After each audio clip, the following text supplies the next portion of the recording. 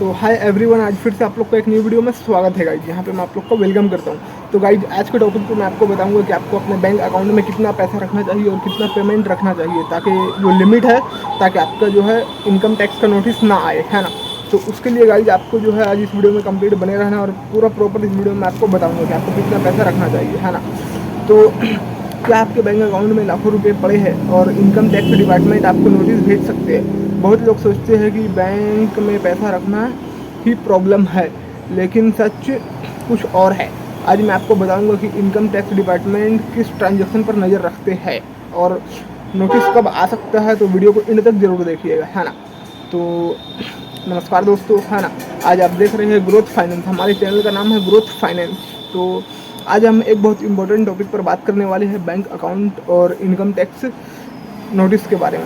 Social media पर कई लोग बोलते हैं बैंक में 5 लाख 10 लाख या फिर 20 लाख रुपए रखने से नोटिस आ जाता है, लेकिन क्या ये सच है? आइए जानते हैं। चलिए पूरी सच समझते हैं, है ना। क्या बैंक में पैसा ज़्यादा रखना लीगल माना जाता है या फिर इलीगल माना जाता है? सबसे पहले एक बात क्लियर कर देते हैं, सिर्फ बैंक अकाउंट में ज़्यादा पैसा होना इलीगल नहीं है ना। अगर आपकी इनकम लीगल है, उसका सोर्स क्लियर है और आप कितना भी पैसा बैंक में रख सकते हैं, है ना। अगर आपका इनकम लीगल है तो आप जो अपने अकाउंट में कितना भी पैसा रख सकते हो, उससे कोई प्रॉब्लम नहीं होगा, है ना। इनकम टैक्स डिपार्टमेंट को प्रॉब्लम पैसों से नहीं, क्वांटिटी से भी नहीं है, बल्कि उसके सोर्स से होती है। आपका जो इनकम का जो सोर्स आ रहा है, वो सोर्स कहाँ से आपका गलत सोर्स है या फिर सही सोर्स है। आप जो भी इनकम जनरेट कर रहे हैं, तो आपका सही सोर्स है या फिर गलत सोर्स है, इनकम टैक्स वाले को उससे प्रॉब्लम होता है ना। Income tax department bank transaction कैसे ट्रैक करता है? बहुत सारे लोग सोचते हो कि इनकम टैक्स वाले को पता कैसे चल जाता है मैं पेमेंट रखता हूँ। तो आज के टाइम में बैंक्स और income tax department digitally connected है ना। पैन कार्ड, आधार कार्ड, AIS सिस्टम थ्रू कई ट्रांजैक्शंस ऑटोमेटिकली रिपोर्ट हो जाते हैं, है ना। इसलिए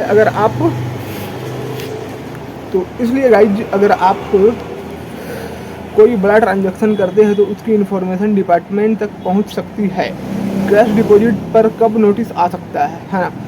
अब सबसे इम्पोर्टेंट सवाल है, अगर आप एक फाइनेंशियल ईयर में सेविंग अकाउंट में बहुत ज़्यादा कैश डिपॉजिट करते हैं और उसका सोर्स एक्सप्लेन नहीं कर पाते, तो इनकम टैक्स डिपार्टमेंट आपसे क्लैरिफिकेशन मांग सकता है। नोटिस का मतलब भी ये नहीं कि आपने कोई क्राइम किया है ना। नोटिस सिर्फ इंफॉर्मेशन और वेरिफिकेशन के लिए भी आ सकता है। नोटिस का मेन रीज़न क्या होता है? इनकम टैक्स डिपार्टमेंट अक्सर इन चीज़ों को कंपेयर करता है।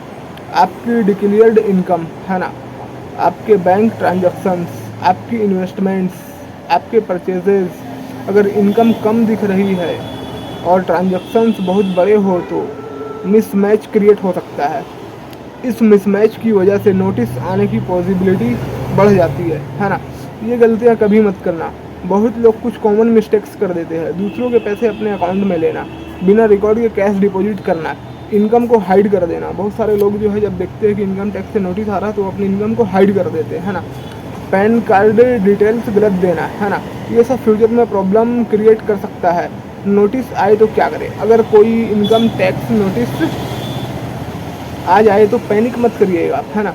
सबसे पहले नोटिस को ध्यान से पढ़िएगा आप, उसके बाद में उसमें पूछी गई इन्फॉर्मेशन समझिएगा, जो भी आपको उसमें इन्फॉर्मेशन आता है। अपने डॉक्यूमेंट्स रेडी रखिएगा, bank statements, income proof, salary slip और बिजनेस रिकॉर्ड्स। अगर ज़रूरत पड़े तो CA की हेल्प लीजिए। अगर आपको जब ज़रूरत पड़ता है इनकम टैक्स के मामले में, तो आप जो CA का भी हेल्प ले सकते हैं, है ना। AIS क्या है? आजकल AIS यानी एनुअल इन्फॉर्मेशन स्टेटमेंट्स बहुत इंपॉर्टेंट हो गया है। इसमें आपके कई फाइनेंशियल ट्रांजैक्शन शो हो सकते हैं। इनकम टैक्स रिटर्न भरने से पहले AIS चेक करना एक अच्छी हैबिट है। AIS सेफ रहने के लिए क्या करें आप? इनकम टैक्स रिलेटेड प्रॉब्लम से बचने के लिए हमेशा जेन्युइन ट्रांजैक्शंस करें आप, है ना। इनकम का प्रॉपर रिकॉर्ड रखें, टाइम पर ITR फाइल करें, है ना। पैन और आधार अपडेट रखें, कैश ट्रांजैक्शंस को लिमिट में रखें। ये सिंपल हैबिट्स आपको फ्यूचर के नोटिस और पेनल्टीज से बचा सकती है। कंक्लूजन तो दोस्तों, सिर्फ बैंक अकाउंट में ज़्यादा पैसा रखने से इनकम टैक्स नोटिस नहीं आता है ना। असली बात है पैसों का सोर्स और ट्रांजैक्शंस की ट्रांसपेरेंसी के बारे में। अगर आपकी इनकम लीगल है और रिकॉर्ड्स क्लियर है तो डरने की कोई ज़रूरत नहीं है। आपको डर कब होगा, जब आपका जो है इनकम का सोर्स गलत हो या फिर आप इलीगल कमा रहे हो। अगर वीडियो यूज़फुल लगी हो तो लाइक और चैनल को सब्सक्राइब जरूर कर दीजिएगा। मिलते हैं आपके साथ में हम नेक्स्ट वीडियो में, चैनल को सब्सक्राइब कर दीजिएगा। मिलते हैं गाइज किसी इन्फॉर्मेटिव वीडियो के साथ में, है ना।